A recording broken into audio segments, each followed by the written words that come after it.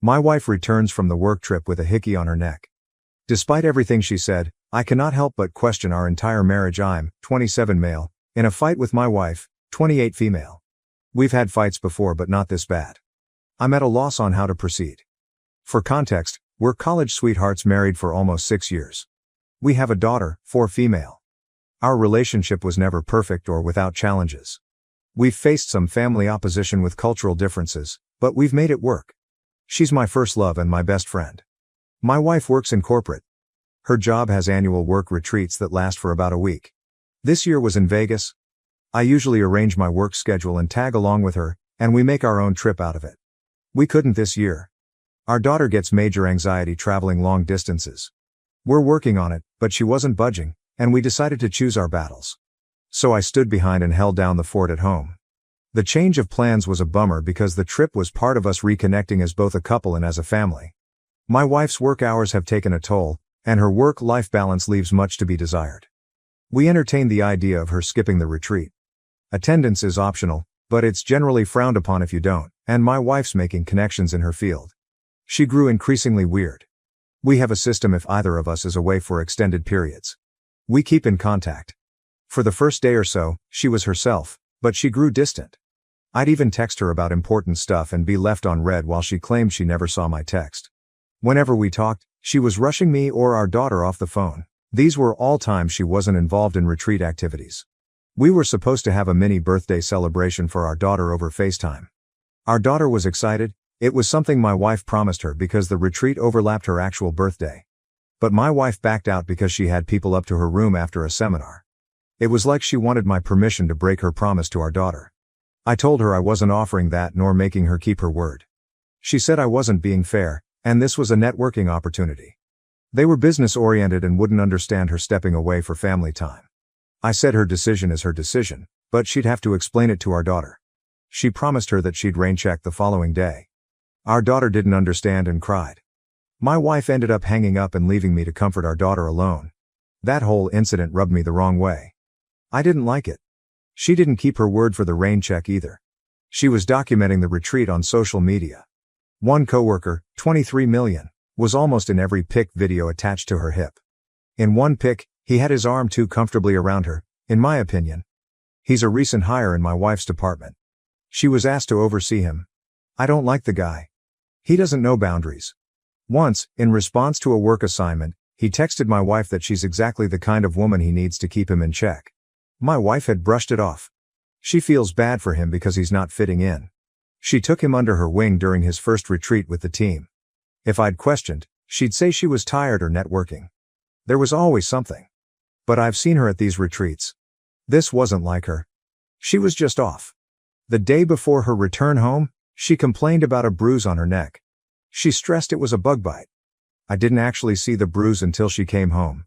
I instantly thought it was a full-on hickey. She kinda brushed it off after making a big deal of it over the phone. I didn't push because our daughter was present. But when I was able to confront her, she clung to her bug bite claim.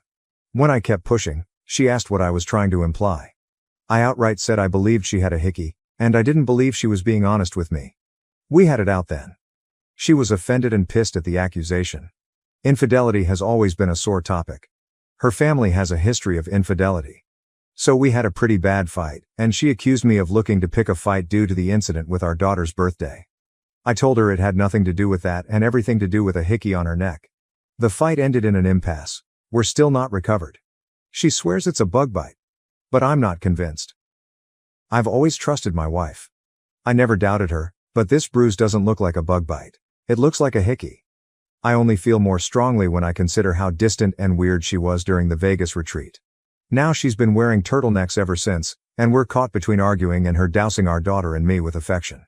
Communication usually prevails for us, but not now. I think my accusation pushed us to a new level of argument. I'm at a loss here. I really need outside perspectives. How do I move forward? Update. I wanted to give an update and thank everyone who reached out. The outside perspectives helped. Things are a roller coaster. I'm trying to process. It took a while for my wife and me to have any real conversation about the bruise on her neck. We were stuck between arguing and her showering our daughter and me with affection. I rarely saw the bruise because she was turtlenecked up. But I did note the healing process from reddish purple to yellow. There wasn't any more discussion about the Vegas retreat. She made it clear she was done talking about it and that she shouldn't need to defend herself to her husband. I told her she could do whatever she wanted, but I was done being treated like an idiot, and I wasn't sharing a bed with someone I couldn't trust.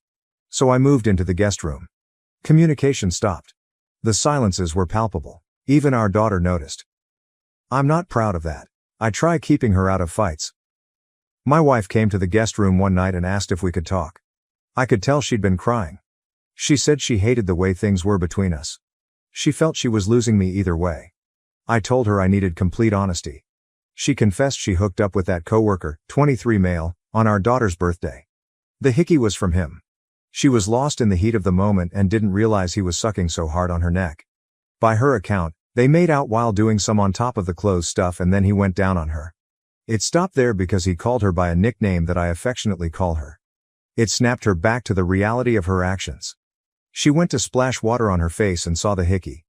The guy made light of it and made a joke about the hickey being her souvenir. She blew up on him and kicked him out of her suite. Part of the reason she was avoiding me was out of guilt. She said she's coming clean because she doesn't want to hide things anymore. I asked her why she cheated. What was it about that guy she deemed worth risking everything? She claimed it wasn't him specifically, nor is she unhappy with our marriage. She doesn't really know how to explain it, but a part of her feels broken. The more she looks in the mirror, the more she sees her dad, 57. A cycle of being consumed with work, distant from the child, and the infidelity he put her mom, 55, through. She said her family never talked about anything openly and how when she was growing up, my mother-in-law never addressed anything with her. I said her parents didn't make her cheat. She chose to party up with a guy who constantly disrespected our relationship. These were all her decisions, and she at any point could have chosen our family. She agreed. She wants to blame her parents but realizes this is on her. She apologized for cheating and for entertaining the guy's advances. She said she'll do whatever it takes to repair it. Go to HR, quit her job, counseling, anything. She wants to make everything right. I told her I don't know what right looks like or if that's possible for us anymore. I knew we had our problems, but I thought there wasn't anything we couldn't talk out. She insisted we still could talk it out. We didn't have to give up on us. She tried giving this rally cry for our relationship, but I felt very numb. I said I didn't recognize her. Not just the betrayal of our vows but also how she treated our daughter. She's like a stranger. She feels she failed as a wife and mom, but she loves us both beyond words and wants our life together and our family intact. I told her I couldn't give her the answer she wanted and thought we needed to separate and reevaluate. She didn't want separation. She felt we should stay together in our home, but I told her a separation was happening. Either she was leaving the home or I was with our daughter. She consented to leaving so as to best not uproot our daughter so much. She asked for our daughter not to be taken away from her. My wife's staying with my in-laws. I know that's difficult in itself because she doesn't have the best relationship with her parents. One of the hardest parts is the shift for our daughter. Right now, she believes her mom's just busy with work as usual. She hasn't questioned it too much. My mother-in-law called the other day. She made no excuses for my wife, but she's advocating for us to work through it. She told me times when she heard my wife describe me as the anchor she always wanted. She believes there's something worth fighting for if I'm open.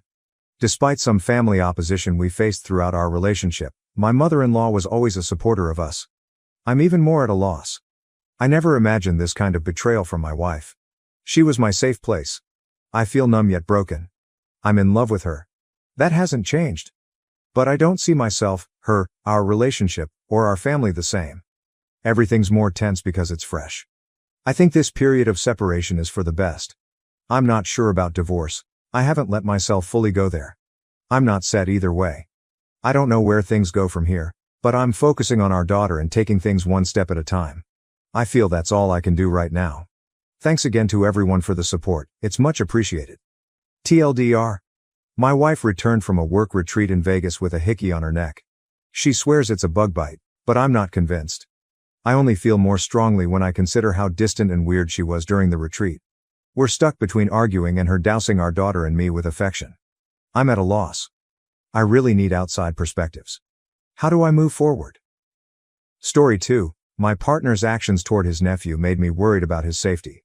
4 years ago, I met Bob, 40 male. Bob had recently become the guardian of his nephew Ben after the death of Ben's parents in a car accident. Ben is the same age as my son Jason, 11 at the time, now 15. At first, it seemed perfect. I was over the moon at finding a man who was not put off by the prospect of taking on a soon-to-be teenage stepson. Jason's father is not in the picture, and in spite of being very different personalities, the boys got along from the beginning, so Bob and Ben moved into my house within less than a year. Ben was always a quieter, more creative kid where Jason is more athletic and boisterous, and from the start, I got the sense that Bob understood Jason's way of being more than he did Ben's. At first, he would take them both to sports games, but Ben obviously had no interest, and so pretty soon he just took Jason. At the time, it seemed like a natural choice. Ben was bored at the games and Jason honestly reveled in having all Bob's attention. But after that, things started unraveling. As they grew older, the difference in the boys became more obvious. Their choices of clothing, hairstyle, friends, music, hobbies, etc., and so did Bob's preference. He started making little comments comparing them and encouraging Ben to be more like Jason. At first, it seemed like he was trying to be helpful, thinking that Jason's way of being was healthier. He's more outgoing, has a more active social life, etc. Because that's what he remembered from his own experience, but after a while, there was clear snidiness there which it was impossible not to hear. My son has always had a strong protective streak, sense of fairness, and in spite of their differences and the late age they were introduced, he and Ben are very close, so Jason's reaction to Bob's remarks favoring him was to take Ben's side. He stopped going to games with Bob and generally liking him, and for a while became openly hostile on Ben's behalf. That stopped once he and Bob had a major argument. Jason backed down at that point because, he told me, he realized that if he kept making himself unpleasant, Bob and I might break up, in which case Ben would have to leave too. Since then, with a few exceptions, he has been coldly civil. Meanwhile, Bob has come to believe Ben is gay based on what I consider spurious evidence, not that it matters to me whether he is or not. He wanted to send him to a military-type reform school, and when I vetoed that, his behavior towards Ben had escalated to a subtle kind of downright nastiness. Needless to say, all of the above strained Bob's and my relationship to breaking point and then broke it. Seeing his ongoing behavior towards a child who needs him, I can no longer look at him with anything but disgust. The thought of him touching me makes my skin crawl, and I desperately want him out of my house. We're not married and it's still in my sole name, thank God. But now I have the same problem Jason was worried about. If I end the relationship and kick Bob out, Ben will have to go too, since legally I have no tie to him whatsoever. He's 15 now, and although he has borne everything by stoically ignoring Bob, I can't in good conscience let that man be solely responsible for him. For what it's worth, I have always tried to stick up for him and get Bob to see that there are many types of boys in the world and all of them are equally okay. Not to mention, I don't think Jason would ever forgive me if I did. I would happily take guardianship of Ben if I could, even if Bob made no financial contribution at all we could manage if we cut back on luxuries. My concern is that I am far from sure Bob would agree. However he personally feels about Ben, Ben is still his flesh and blood, and Bob feels strongly about that. To be honest, I think it's part of the reason he resents Ben so much. Ben is the last of the line, and not turning out how Bob thinks his family should be represented. If I were to start a conversation along those lines and Bob refused to allow Ben to stay, it would be incredibly difficult to roll back. The idea of having to continue to play his supportive wife to stop him from leaving of his own accord for another 2.5 years, till Ben turns 18, sounds like a nightmare, but the alternative is worse. What is the best way to manage and get through this? TLDR. Partner has shown himself to be abusive and homophobic towards his nephew. I want to leave him, but if I do, he will likely take his nephew with him. What do I do? Update. Hi again, everyone. I posted about my family problem about a month ago and was bowled over by the amount of kind and extremely helpful comments I got. Someone requested an update, so I'm posting now to tell you what's happened since. To be honest, it's also to unburden myself. The boys are really sweet, but I obviously can't talk to them about these things, and there aren't a lot of people in my life I feel comfortable sharing all the details with. I suppose I'm embarrassed. The week after my original post, I met with a family lawyer I know to go over options.